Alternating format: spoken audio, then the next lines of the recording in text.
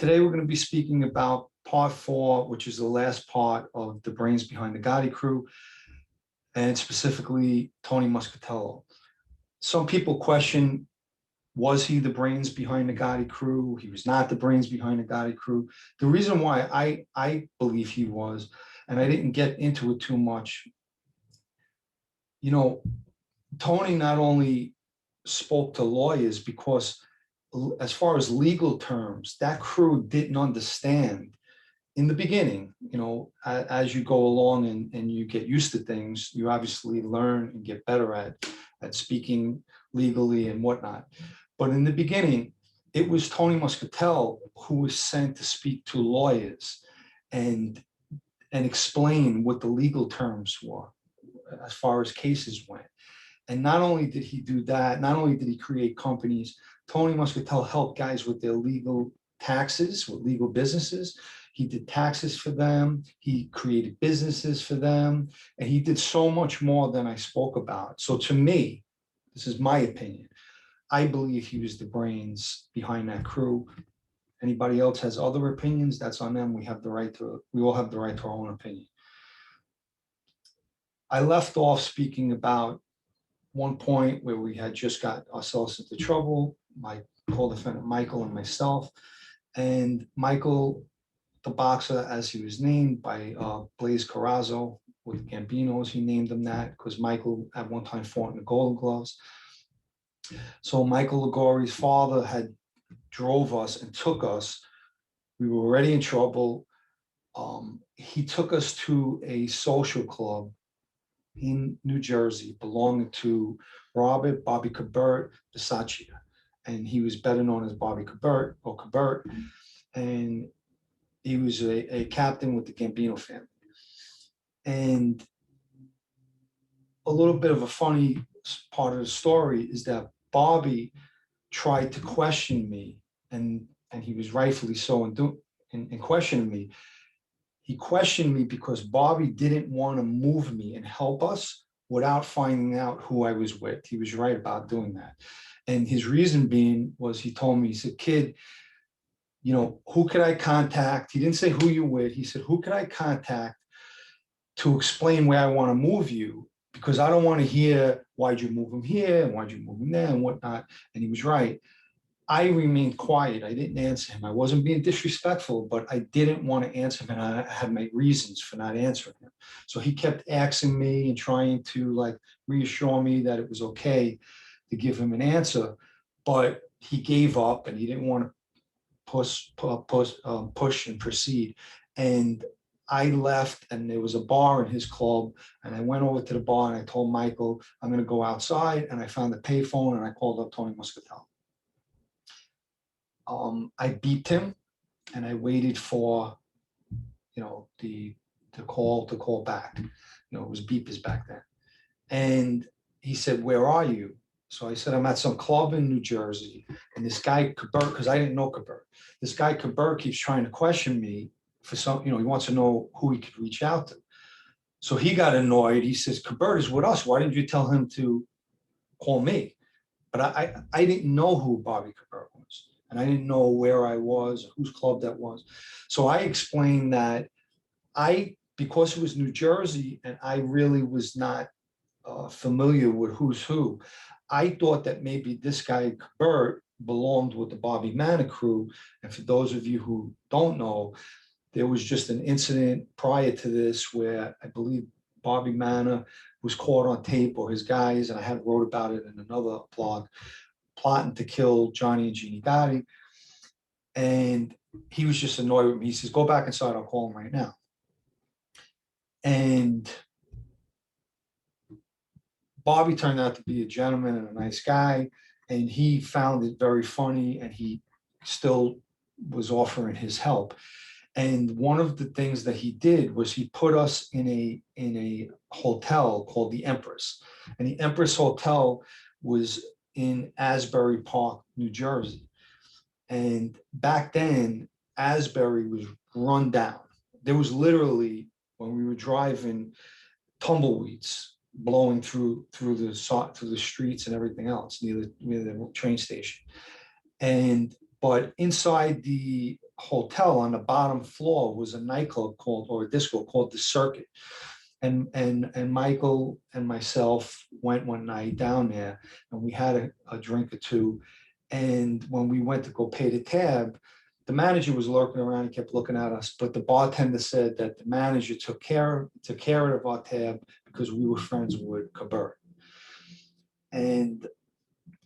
But Michael and I did not like Asbury. We were very bored. There was not much for us to do. We tried to walk around. There was a place, I believe it was called the Stone Pony, and correct me if I'm wrong, that Bruce Springsteen and those guys playing, or they started out in, or something like that.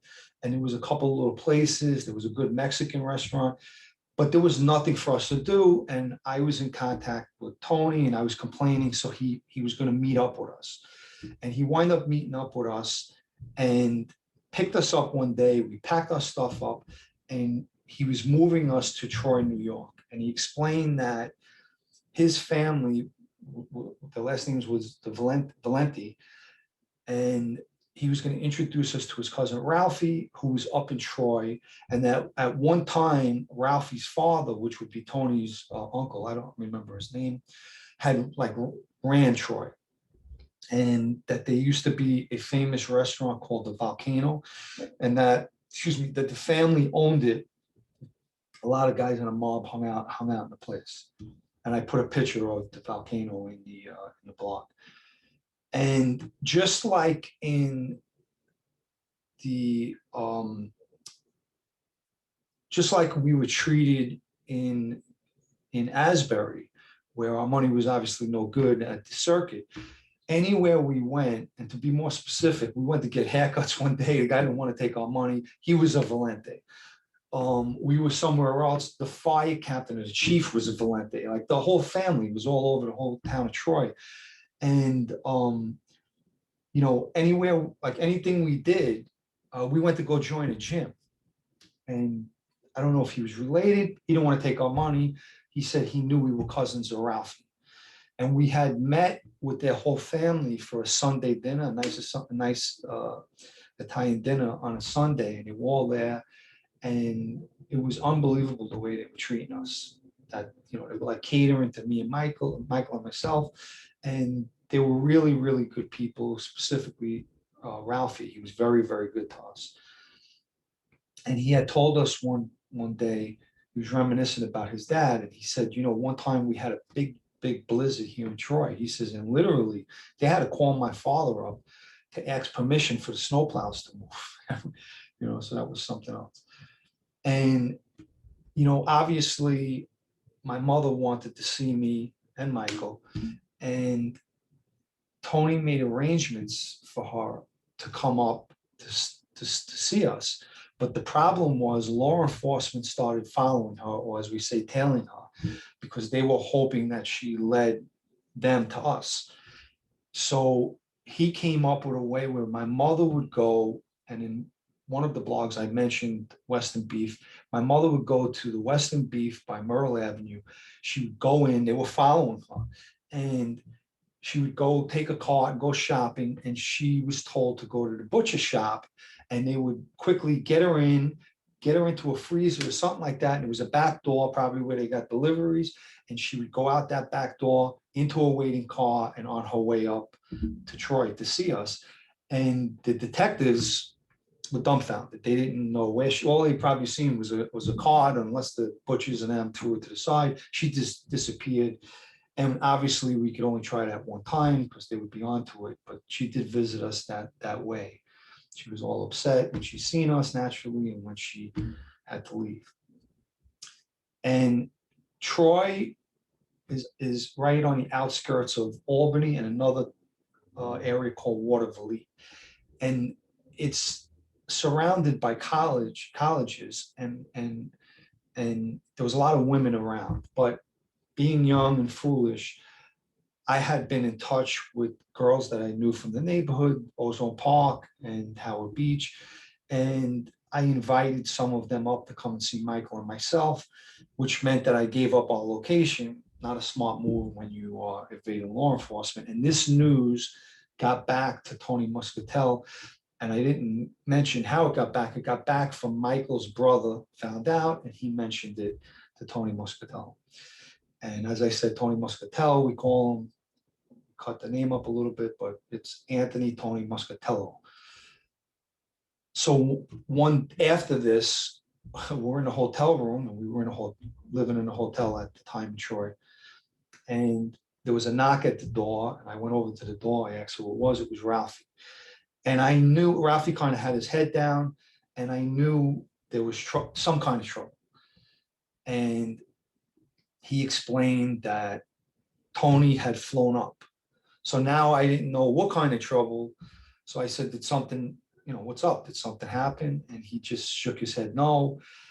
And I tried Ralphie was very close-mouthed. He was a man of few words. And I said, did something happen, or was he mad, or, trying to get some kind of answer from Ralphie. And he said, well, you didn't sound too happy. Come on, let's get ready, because he's waiting.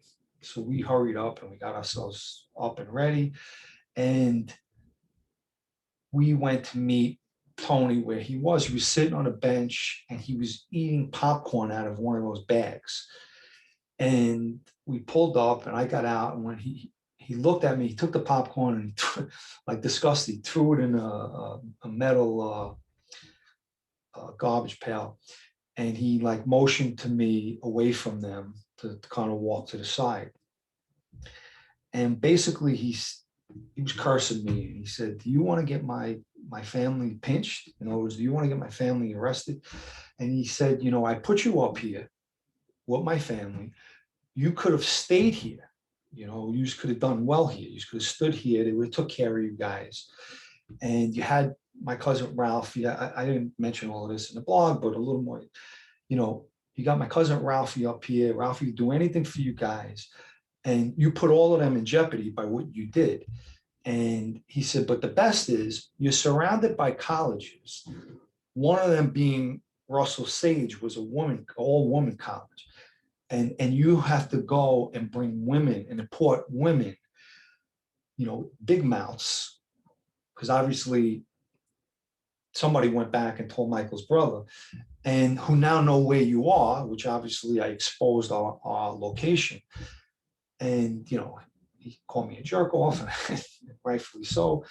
And he basically said, now you're going to go, you're going to pack your stuff up, and the both of you is going back to Asbury, which you love so much.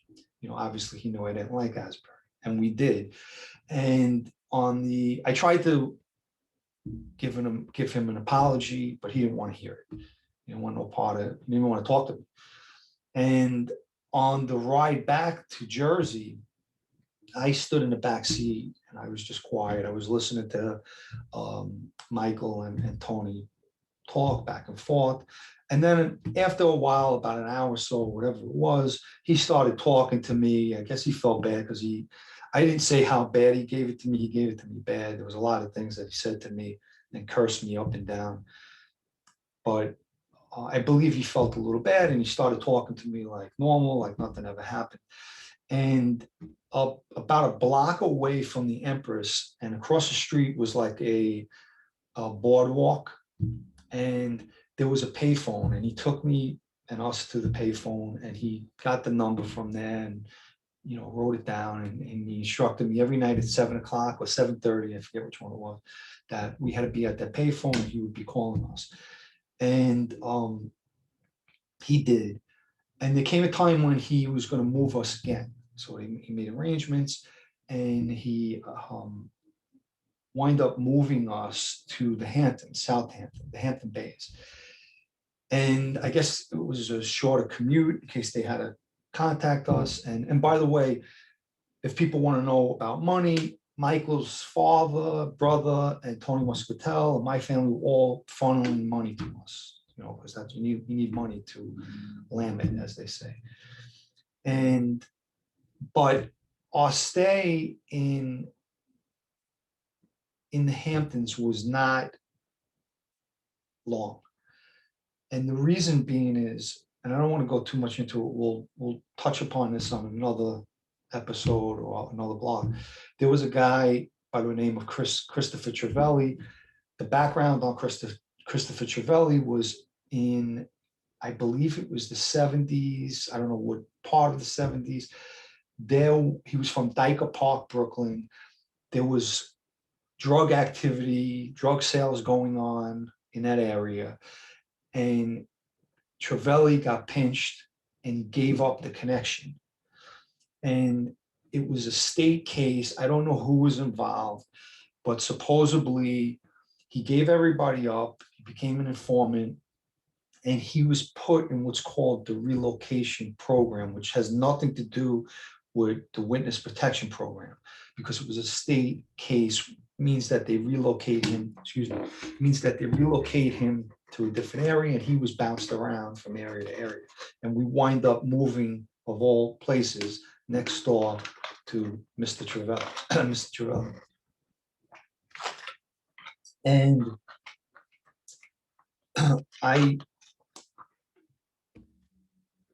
the first thing that Mr. Trivelli did was run out of his place and see us unloading our stuff.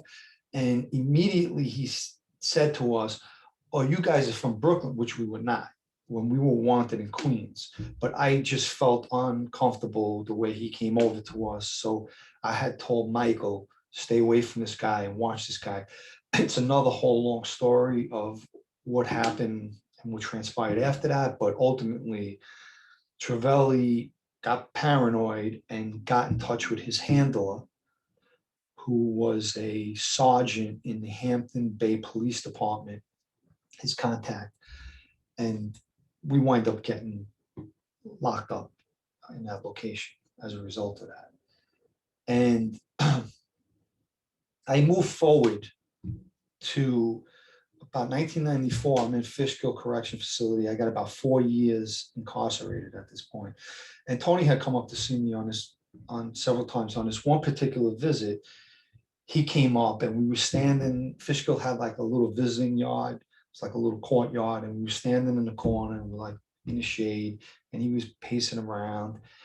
And of course, he started going over my many mistakes that I've made. And I make mistakes even to this day. Nobody's perfect. The point about mistakes is you got to learn from your mistakes. And then if it's a lesson learned, so he always was complaining that I never listened to him and I never took his advice. And he really always gave me good advice, as a lot of people did in my life. And when you're young, and I think we've all done it, if we would have listened to people that were smarter than us, older than us, wiser than us, we would not have gone through a lot of the trials and tribulations that we have, for those of us who haven't went through that.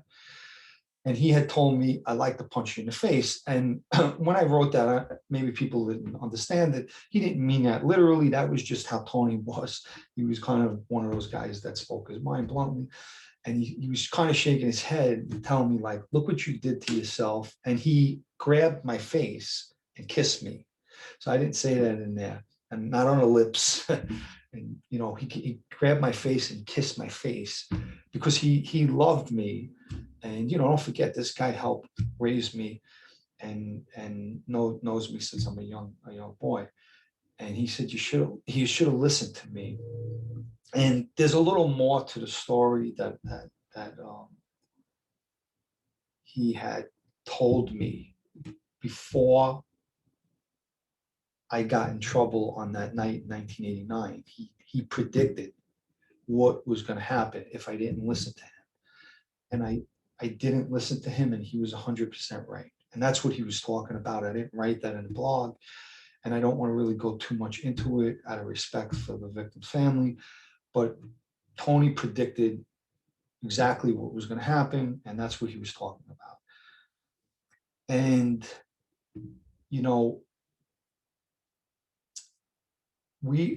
he had visited a few times after, and we spoke on the phone often. And he was a good guy to speak to. For the guys that know, when you're in prison, you kind of have your down points, and you're angry and you're mad. And, what's very small and petty to us out here, and there is amplified. Prison is a very petty environment, very petty, backbiting, a lot of politics, and just a very negative environment. There's a lot of negativity, and it's very hard to stay positive in there. But there's certain people who could boost you up, when they talk to you or they come and visit you, guys that are away, you know what I'm talking about. And it just makes you feel better and keeps you going. And Tony was one of those guys. He was like a guy rooting for you and telling you, don't worry, you're going to be out of there. Just do your time and come home, and that was it. And shockingly, I found out that Tony was arrested in about 2005 for a murder that took place in 2001. And the murder had to do with these floating casinos on ships, specifically Florida, called Sun Cruise Casino. And they actually made a movie about this, for those of you who haven't seen it, called Casino Jack. And there's even somebody playing Tony in the movie. Not really the best of, characterization of him, but so the murder transpired as, and I hope I pronounced his name right, Konstantinos Gus Boulos. This guy, Gus, was driving along in some road in Miami, and they kind of like boxed him in or cut him off. He was in a BMW, and a black Mustang allegedly pulled up next to him and fired some shots into the car, hitting him several times. And he attempted, I guess, to drive, maybe possibly drive himself to a hospital. I don't know what was on his mind. He was shot, and he wound up crashing into a tree. I showed the picture, and paramedics came to the scene, and he was rushed to a hospital, and he passed away in the hospital. And supposedly, this case had to do, Tony was involved in somehow with the business, and getting checks and under his daughter's name and all of that. And just to give a little background, Tony loved his family and loved his 3 daughters, loved them to death. And I personally know that he was a very intelligent guy. He would never put a paper trail, as they say, connecting to his daughter with money or monies that were going from a business, and then look to hit a guy over this business or whatever was involved with a paper trail leading back to one of his daughters. I know him better than that. And it wasn't senile, anything like that. Agreed. He was not that way. So it's just shocking to me that this whole case came about. And when I found that part out, I said, something's wrong, because I know he's too smart for that. And anyway, this hit goes down, and Tony gets pinched, or as we say pinched, but he gets arrested. And somewhere during this whole thing, it comes out that allegedly or supposedly, Tony is accused of being a confidential informant for over 30 years. And, in all honesty, I was numb, obviously, when I had heard this, and I had heard this, and I had heard some things about John Jr., and I was just, but this hit me the hardest. I was very close to him. And, you believe these things when you hear them. And I must admit that I did believe it. I was saying, oh, it's kind of what everybody, he beat so many cases, and you kind of believe these things. It's just a natural thing, I think. But what started happening is now all kinds of rumors and stories. And one story came into me. I went on a visit, and a story came into me that guys in the street were now even saying that Tony gave me up to get pinched, arrested in the Hamptons. And I just explained a little bit. I know exactly how we were caught in the Hamptons. 100%, there's no doubt in my mind how we were caught in the Hamptons. And I would say, I'm not going to blame Michael solely, but I would just say that it was our fault how we got caught in the Hamptons, right? Had nothing at all to do with Tony Muscatello. 100%, he had nothing to do. And at that point, and I even wrote that, I started to question the validity of these accusations against Tony. And what I never understood is, so I was on both sides of this equation, right? I was in that life, and I also dealt with law enforcement, specifically the government and the FBI.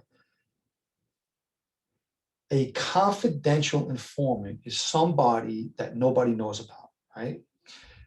And if this were true, and now Tony is exposed, kind of like Willie Boy Johnson, whether he was or he wasn't, they say he was, and it came out and they exposed him. Actually, a prosecutor, surprisingly, exposed Willie Boy, actually gave him a death sentence.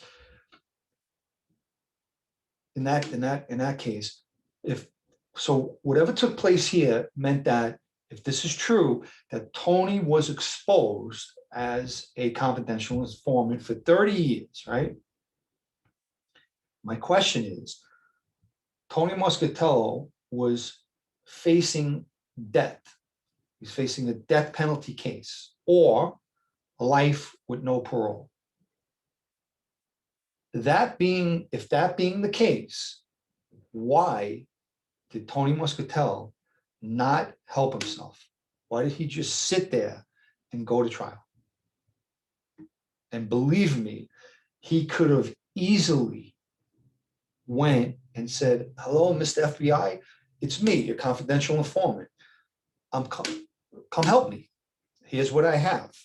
Now I don't want to be a confidential informant. Now I want to be a cooperating witness on all of these cases. I could put all kinds of people away, specifically John Jr., who the government was after time and time again. They were trying to get John Jr. Why? Why didn't he do it? If that was the case, and that's who he was, and that was his character, and he was this informant for the government, and now he's exposed, why didn't he help himself? And he sat there and watched guys that used to be in that life, like Peter Sicaro, get up there, who testified under another name of Nick DiMaggio. I never understood. I even tried to ask somebody one time, why did he do that? And I got an answer back that he was paranoid. I don't know what the hell that meant. He was already exposed. He was a cooperating witness. Why not testify under your own name? Everyone knows who you are.